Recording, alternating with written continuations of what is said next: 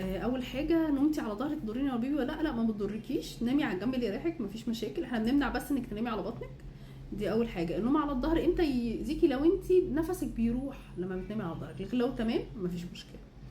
الالتهابات والافرازات المجبنه دي مش غلط على البيبي، احنا ما بنحبش فعلا الالتهابات بتاعه النساء علشان دي ممكن تدخلنا في ولاده مبكره، فاحنا لازم نعالجها. ولو اخدنا علاج مره والتانيه وما خفناش بنعمل مسحه عشان ناخد المضاد الحيوي المظبوط بتاعها. ساعات احنا مع الحمل بيبقى مناعتنا ضعيفه شويه، وبيبقى الالتهابات الفطريه متكرره اللي هي بتعمل هرش، فساعات بقى بنستمر على العلاج. المفروض بناخد العلاج 9 ايام، ما جابش نتيجه بنضطر نمشي عليه مده اطول، او بناخد دواء يحسن لنا مناعتنا معاه. يعني دي الفكره. في الاكل بقى القلوب والكلاوي والمخ والحاجات دي ممنوعه برضه؟ لا مش ممنوع، احنا بس الكبده علشان فيتامين الف. والله انا شايفه ان هي مش ممنوعه قوي، احنا مش زي الاجانب لا بناكل جزر ولا بروكلي كل يوم ولا بنعمل اي حاجه، فاساسا عندنا نقص في فيتامين الف. بس دول بس خلينا في القلوب والكلاوي ما فيهمش حاجه. هو انا ممكن اولد في اي وقت، الموضوع متحكمين فيه يعني. 99% في الحالة تولد يعني، او 90% بيولدوا في التاسع، فان شاء الله تولدي في التاسع. احنا عشان بس حالة عندك سكر حمل، فاحنا مش بنطول قوي، بنولد في اول التاسع.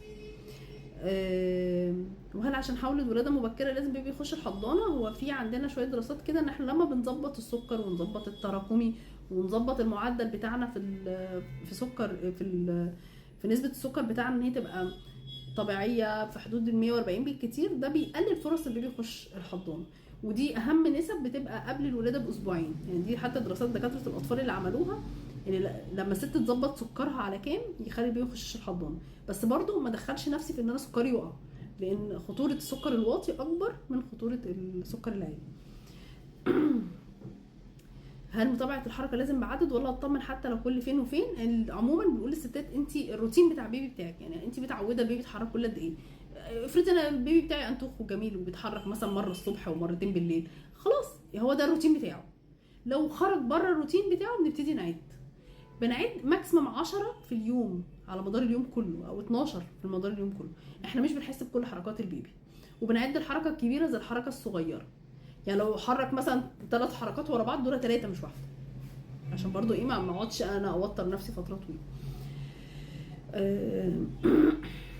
البيبي لو مش بيتحرك تعملي ايه؟ بناخد حاجه مسكره مثلا، او خبط على البيبي، خبطي عليه زي ما احنا في السونار بنخبط عليه كده فيتحرك. ماشي. اكتر حاجات بتكون في بطني من تحت، ده عادي برضو، عادي حسب وضع البيبي.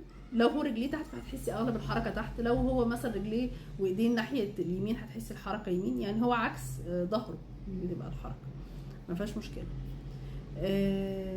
عندي وجع في الحوض كأن المثانه مزنوقه طول الوقت، ده ساعات بيبقى فيه التهابات بول، فاحنا هنعيد تحليل البول. وجع في ظهرك من ناحيه الجنبين من فوق، ده كده احنا كده في التهابات بول. الوضع اللي انت بتقوليه ده كده هنعيد تحليل البول تاني، ونشرب سوائل كتير. ماشي. المستشفيات اللي بولد فيها الحمد لله بولد يعني تقريبا في كل المستشفيات اللي انت بتفضليه بولد فيه، ما عنديش مشكله خالص، يعني بروح في اي حته. ماشي.